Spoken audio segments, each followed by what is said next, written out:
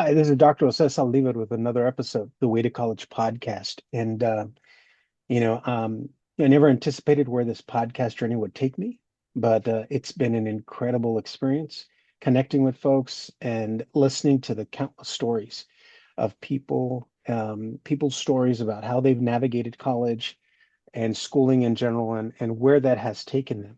Today, I've got a new guest. This is somebody who this is the first time we're meeting. And so we spoke for a little bit just before we started recording. But what I'm going to do is with all my guests, I'm going to allow him to introduce himself. So, Sean, would you mind introducing yourself to our listeners and viewers out there? Sure. Yeah. So I'm Sean Phelps. I'm the current president at College Works Painting, and I've found a passion in my career for working with college students. I grew up in Illinois, went to college in St. Louis, and eventually landed in Kansas City. So I spend most of my days now mentoring and training and helping college students and trying to be on the frontier of that, whether it's working with new AI projects in the college training space to teaching and mentoring one-on-one. It's just something I've developed a big passion for. Excellent. Awesome. Sean, I'm eager to get into your story. And so I always ask my guests if you had to identify a starting point for your own educational journey, what would that starting point be for you? Starting point for me, definitely high school. My parents put me in a Catholic high school, and I remember at one point we didn't have the money to pay tuition, and they didn't really tell me, and they kind of worked out a side deal to like pay it back later.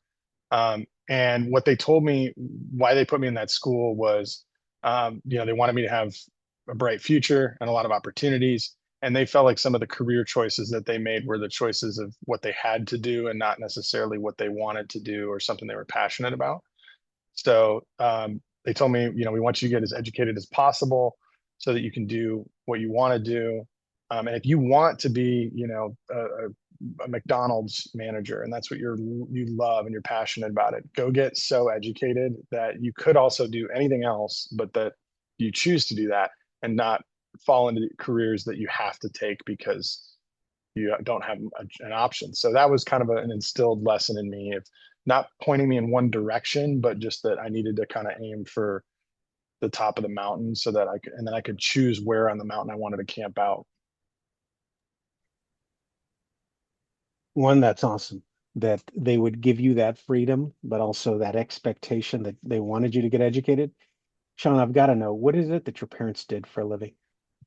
Yeah, so my mother was a nurse, and back when she went into nursing, you could have an associate's degree to do it. So um, she went going through nursing school, and there's pictures of me at her nursing school graduation. So I was alive. She was working other jobs, while raising me, and grandparents were helpful in that process. And then my dad had multiple different jobs. Eventually, ended up in car sales, and then that was his longest, most stable career for a while, but it didn't require any kind of college degree. He jokes that he barely survived high school. And eventually he opened up his own car dealership. And that was when I was probably in high school or late middle school. And he's built it to be a pretty successful business now. But, growing up, we started with very humble beginnings.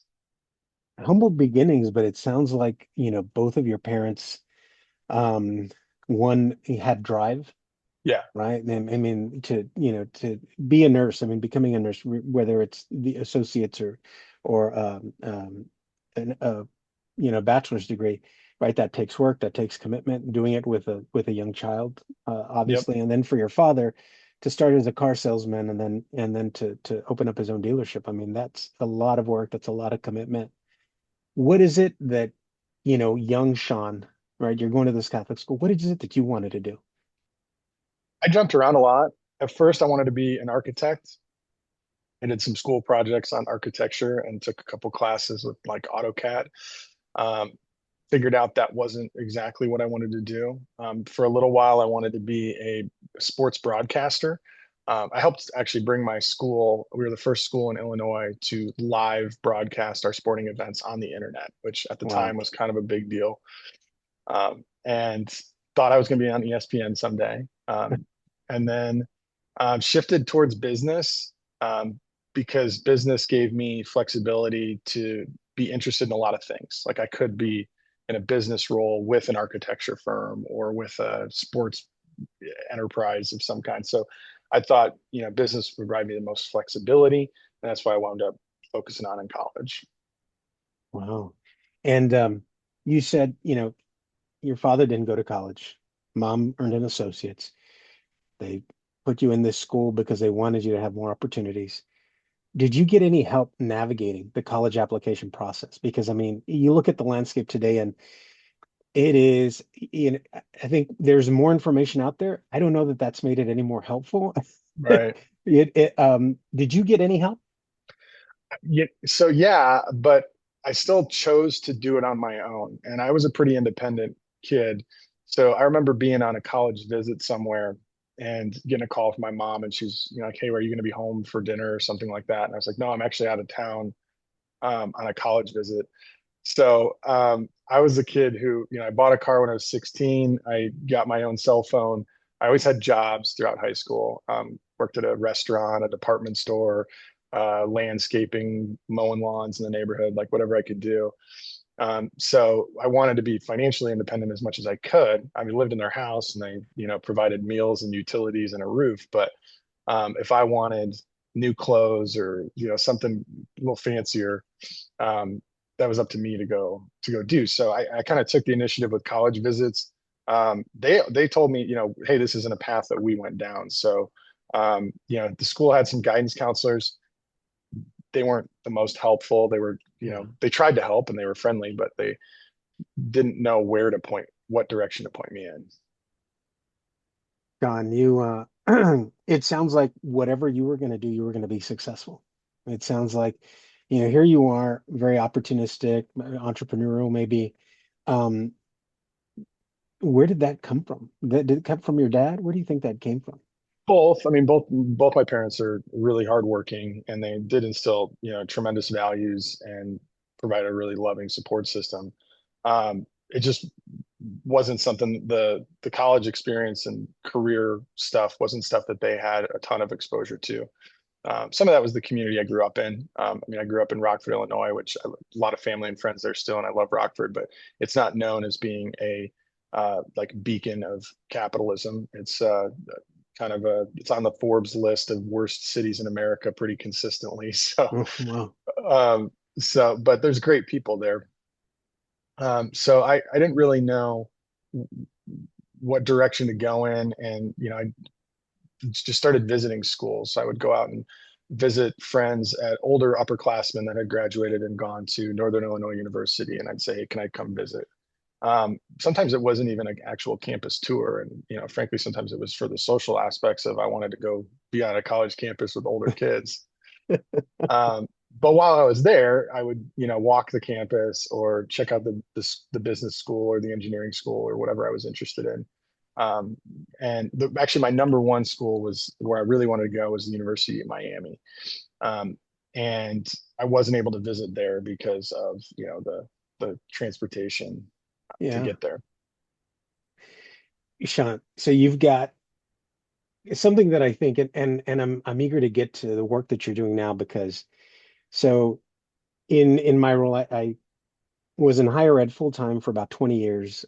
Still teach part time, but I work with first year students, a lot of first generation college students, and you know, I'm I don't know if I should be surprised anymore. I think I'm more surprised that it feels like fewer students have work experience. Yeah. I run into a lot of students that are like, well, my mom and dad don't want me to work. Hmm. And, I started working at an early age. My father did auto body. And so from an early age, he took me out there and got me working with him. Um, and that was a great experience for me. It sounds like for you, you're approaching college, but you've already got all of these experiences to kind of decide, I like this, I don't like this. Maybe I'm interested in this. I could see myself going down this path. Um, and so I'm eager to get into the work that you're doing now and sort of helping students, right? Help Yeah. giving them that critical experience. Where did you decide to go to college after all? Yeah. So eventually I decided on St. Louis University. They gave me the best scholarship. It was close enough to home that I could drive, and I liked the idea of being in a cool city. So those were the deciding factors. And What was that transition like? Rockford to St. Louis. Yeah, it's about a 4 hour, 4.5 hour, 5 hour drive, so it's not terrible. And when I got down there, so I'd always had work. We mentioned that, Jose, and I really liked working. My mom joked with me in high school of like, or I joked with her. She asked, why aren't you focused more on your report card and your grades? And I said, well, you can't spend a report card. Um, and it's like, if I want a I love that.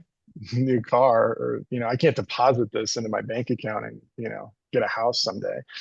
Um, so I really was, you know, definitely money motivated, and it wasn't just entrepreneurial. Even if it was a minimum wage job making $5 an hour at the time, I would want to work as many hours as possible. Um, so get to college right away, I got some jobs. So I got a job as a Pizza Hut delivery driver, and then I got a job at Hard Rock Cafe at the restaurant just as a host. I really wanted to be a server or a bartender because those got tips and paid a lot better. But they told me, you're just gonna have to start out as a host. So I did those two. Went through my university for a on-campus internship. So they had what they called an internship. It was called tech interns, but it was really just sitting in the computer lab and monitoring the computer lab. So Mm, really boring, yeah. very no skills really being acquired there. But what was nice is it was like a paid study hall. I mean, I could sit in the computer lab. Nobody else came into the computer labs, so I Yeah. could just sit there, take out the trash, wipe down the counter, put some paper in the printer, and then do my homework for the rest of my 3 hour shift. So I was doing those, and then looked into internships. So I took out a lot of student loans. And one of my things I talk to college students about frequently is that I don't think student loans are always bad. I think they're great if you have a plan, if it's the only option, and if you understand, what debt you're getting into and what income you need to generate to sustain it. And I've seen some really talented people that I think under um, undershot what they could in their career because they were afraid of a student loan, and they didn't understand that like it could really help you. So I did take out a lot of student loans, but that also meant I had to make sure that I was going to pay them back. Mm. So I wanted to get internships right away my freshman year, interviewed for a bunch. If the audience wants to know, or if you're curious, I can tell you about those. But eventually landed on College Works Painting, where I got to run a house painting business as a freshman in college. So they funded it. I get to go through training and mentorship, and my hometown was my area. So in the spring, I Yeah. started commuting home on the weekends to get clients. So I'd knock on doors and put out signs and flyers and find people that wanted their house painted over the summer. And then in the summer, I got to manage crews. So it was my first real experience kind of running a business with actual payroll and taxes and, the Wow. full experience. Wow. Sean, I want to take a step back because Hmm. I really want to get your thoughts on this. Hmm. Um, for the young people out there, and maybe they're not in college yet, maybe they're in high school, but mom and dad don't want them working. Tell us about for you, what were the benefits of working? The independence. I mean, there's so many things that you learn in those roles of like just simply how to show up on time, right? And in your family, everybody loves you, hopefully unconditionally, maybe not, maybe not all the time. But in a work environment, people want to be around somebody who contributes and somebody who, holds up their end of the bargain. So if you're working at the restaurant and every time you leave, the host stand is a mess and it's disorganized and the restaurant's running poorly, your coworkers are going to let you know. And they're going to say, "Hey, we need you to do a better job. You left this really disorganized, or the customer's really upset, and we got worse tips." And so I think that accountability of being part of a team, it's sort of like a team sport. Mhm. But then also on the outside of that, you get the experience of having a bank account and a credit score and a bill and being able to budget and handle personal finances. So if you get a head start on that, it can be tremendously valuable and make adulthood a lot easier.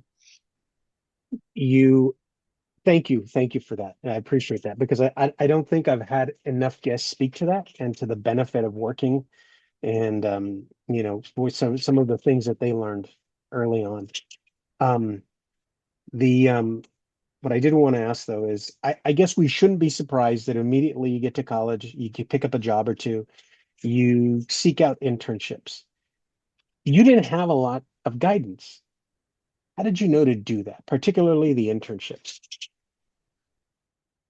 So there, I a little bit of guidance. I had a couple older cousins who were a lot older, so I didn't really view them as peers. They were 10 or 15 years older than me and had been through college. One was a partner at an accounting firm, and the other was, she probably wasn't a partner yet, but she was at an accounting firm, and the other was at a bank.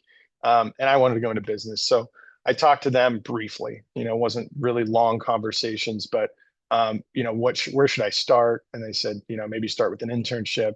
Um, the one at the accounting firm referred me to their, HR and said, well, here's who you go talk to. I don't hire interns, but, here's who you can go talk to. And they really quickly said, we don't hire freshmen. So, don't, we love you, and we, in 3 or 4 years come back and we'll talk to you, but we're not going to talk to you yet. So that was a dead end, but I had the idea of, I need to get an internship.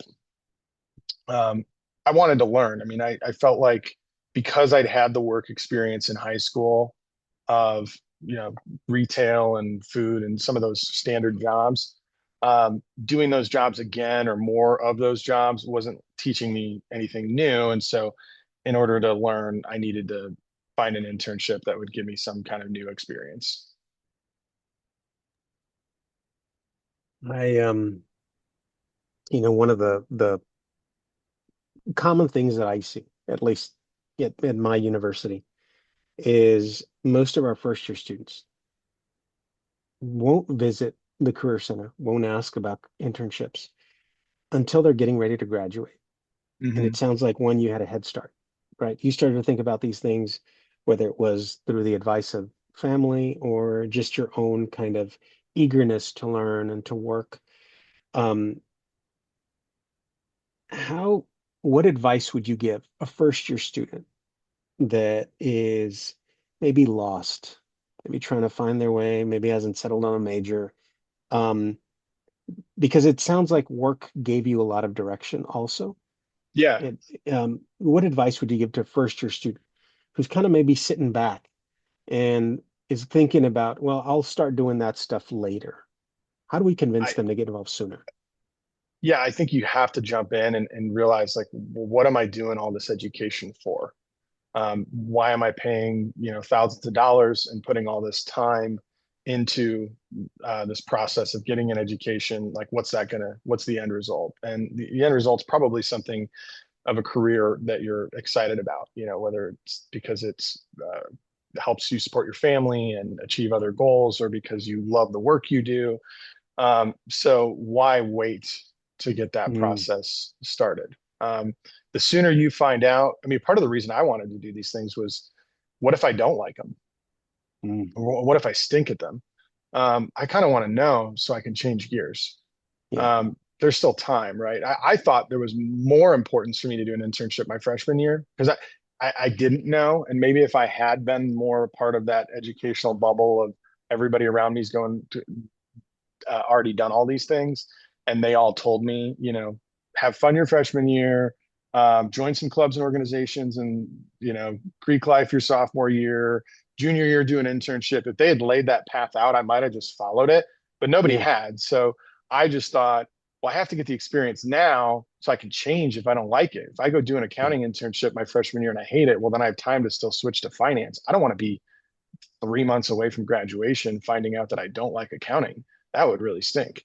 So to me, it seemed like the experience should come as early as possible, um, so that I can make sure I'm doing the right thing. And so this leads you your first year to College Works, correct? Yeah. All right. So tell us about that experience. Well, it was a grind. So I still think back. I give some time management trainings now, and throughout our company, I do a lot of training on time management, and I think of how crazy that semester was. So I was a freshman. The way St. Louis did credits, you got, if you were on the full-time tuition, you could take 12 to 18 credits, and your tuition didn't go up. So if you want to take more than 18, you had to pay more. So the advisors typically sign people up for 15 hours. I signed up for 18 because I thought, it's basically 3 free credits. Like, Yeah. why wouldn't I get the free credits? Um, And even if I, fail or have to withdraw and I only for the drop date or whatever, it doesn't hurt my transcript.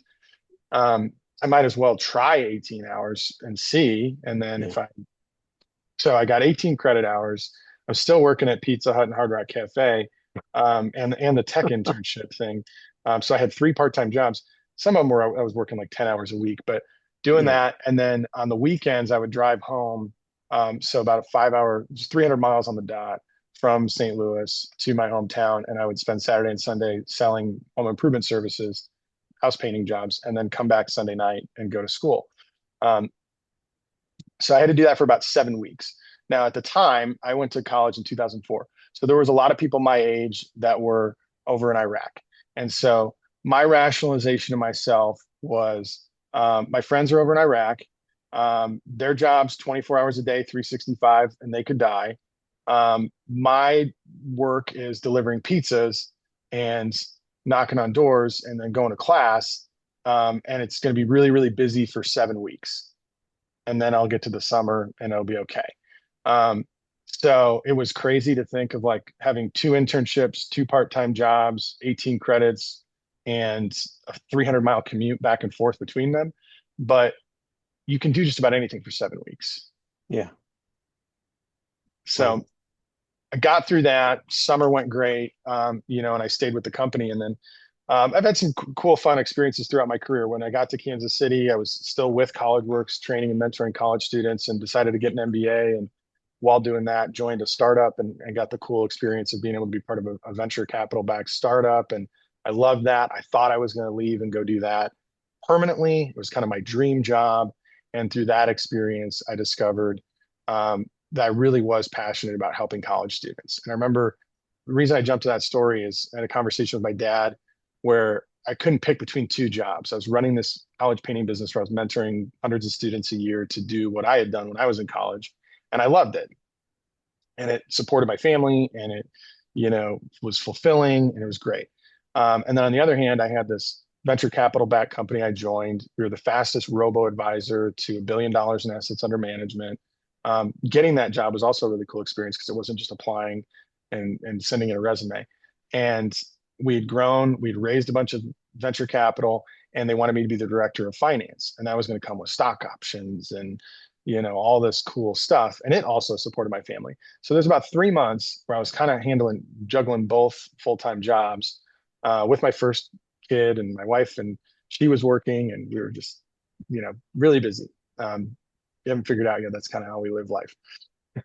So, anywho, I couldn't pick between these two roles. And after about 2 months of arguing with my dad about it, he said, you need to shut up, and I don't want to talk to you about this anymore. And I was like, why? He's like, well, because most people don't have one career they love, and you're, sitting here with two, and you can't pick between them. Why don't you just pick and move on? And I thought about that a lot. And then he said, the reason you're in this position of being able to choose between these two experiences is because of what you did, in college, and all the experience you got and all the skills and resume and stuff. Um, so it's a good thing all that paid off. And what he was trying to tell me was, hey, all that's the reason you went to go do the CollegeWorks painting stuff was so that you could have this opportunity now. But what I heard was, gosh, if I keep doing this, I can help more people. Yeah. There's kids out there like me that want that experience and want that training and help. And it'd be a lot more fun to help them than it would to just help people with a 401k maximize their returns. They already have jobs, they already have careers, they're already contributing. Yeah, we're going to help them, but like they don't need the help as much. Yeah. Um, and so that drove me back in, and that's really what I've spent the last decade, continuing to try to do is help motivate more college students to follow that path. Wow. Wow. Well, hats off to you because I don't know. I think a lot of people would have chosen the other path. For sure. Um, Almost but did. yeah, you, so you continued with College Works all throughout your undergrad? Yeah, I helped train. I became basically a trainer. So we call it a district manager, but I got to help train and supervise other students going through the experience. Tell us about College Works. Tell us Yeah, about so your role and I guess because it's a big operation. Tell us about it. yeah, we operate from Texas all the way up through Minnesota, North Dakota, so Iowa, Nebraska. So that's kind of our western boundary. We're looking to expand to Colorado in the next year or two. And then on the east, it's Ohio, Indiana, Michigan. So kind of that wedge in the middle of the country, primarily in the Midwest. We'd like to expand into more markets in the next few years, but we teach college students how to run a house painting business. Think of it sort of like a franchise that you don't buy, or a venture capital investor that funds you and helps you. So students go through the interview process, several steps throughout the fall and the spring. They go through about 7 steps in the interview process, and if they're selected, they go to a training event in the spring when they launch. And then they get to learn how to run a business. So they do everything from knock on doors to hire employees, train employees, bid the jobs, talk to the customers, a little bit of marketing, sales, management, kind of the whole 9 yards. But they're doing it with the security blanket of they're really just an employee of College Works. They're not Hmm. truly their own business. They don't have to set up their own bank account or get an EIN or anything like that. So they're operating under our business as a W-2 employee, using our credit line to buy equipment and pay employees. And so we're providing the cash flow for the business. And then we also provide them with a guaranteed base pay. So they get a base of 6 grand for the summer as kind of their minimum earnings. If they perform really well, do lots of projects, have a high margin, they can earn quite a bit more money. And we've had students that have earned up over $50,000 in the summer while being Wow. in school. Um, Wow. so it's a really fun experience because they learn a lot. We were kind of preparing them for the pros. The way I explain it is it's like a college sport. If you want to be a basketball player, you don't just take classes about basketball, right? You got to go play basketball. And most other parts of education, you know a lot about more about this than I do, Jose, but have kind of a some sort of work study, right? It's like doctors go through residencies, teachers go through student teaching, engineers tend to do some kind of co-op or whatever. Business is the one where it's less common. Like there's internships, but you're kind of on your own to figure it out. It's not part of Yeah. your educational curriculum usually. I know there's a couple universities that do that, but a lot of business students just take classes and then go graduate. Um, so I think playing the sport, getting to actually talk to real customers, real employees, deal with real budgets is the way to truly get skilled at something. And then translate that from I was in house painting to now I'm going to go into software sales or accounting or whatever it might be, consulting, whatever career path they're interested in. Yeah. Yeah, it sounds like you're giving them, like you said, other than having them, create a bank account, apply for an EIN. It sounds like everything else, right? They've got to do this. They're running the show and so, you know, selling their services, communicating with clients, doing the work, right? Follow through. Like there are so many skills. I'm just hearing so many skills that they're learning that are transferable to almost any field. So Mm-hmm. regardless of what they do, they've got all of these skills that they've amassed and that they've been working on, over the course of potentially, I mean, they can start as soon as what, freshman year? Yeah, yeah, we don't hire a ton of freshmen, but some do get selected. So some of them continue with us, all throughout college. Some use this as kind of a stepping stone where they build a really solid resume. And then sophomore, junior year, they're getting, more internships in their field that maybe they would have had a hard time getting without enough work experience. So either way. But again, I think the point is, regardless of what internship you focus on, getting experience early Yeah. is so critical because you got to figure out if you're heading in the right direction. Is there, you've worked with, I mean, you probably lost count the number of students that you work with. Yeah, I think I probably interviewed 10,000 students individually, like for multiple hour interviews in my career, but worked with probably a few thousand. Wow. Is there a type that you find that typically applies for this kind of work and this opportunity? So yeah, it's not what everyone would automatically think, right? The gut would be okay, outgoing, extroverted person is going to go Yeah. do sales and management. Um, we've had some highly successful introverts. In fact, some of our top performers have been really introverted people. But I think they're problem solvers and hard workers. They want to learn, they want to grow. They respond really well to failure because you're going to fail a lot, right? There's no way every door you knock on is going to say, I want my house painted. And there's no way every person you go do a pitch with is going to buy a paint job, right? So even every day on the job, just managing a crew and figuring out, here's what we want to get done today. We're going to try to get these two sides of this house painted today. And then you get to the end of the day and you're like, oh, we only got 1.5 sides painted. And, oh no, we're behind schedule. So there's so many failures. We need people that are really tough. And we find actually work experience is a big correlator for us. So we did a study where we asked 1,000 questions basically to our new hires.